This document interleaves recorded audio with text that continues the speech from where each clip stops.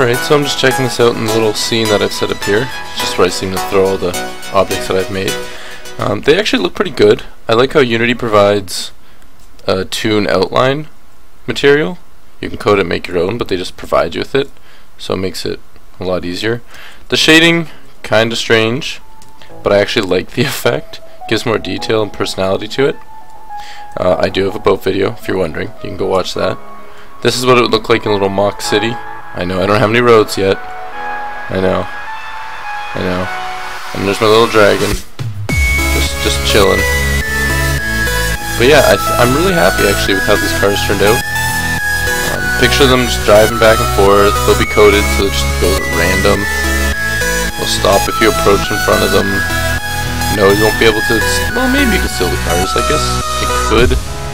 Oh, I need to fix those.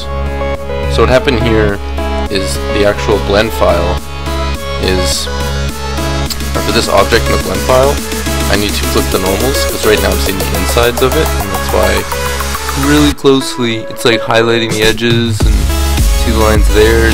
Yeah, I need to flip that around. Did that happen to all of them? Oh, yep, and yep. But it didn't happen to the fronts. So I'd have to fix the rear view lights. Or not rear view lights, but rear lights.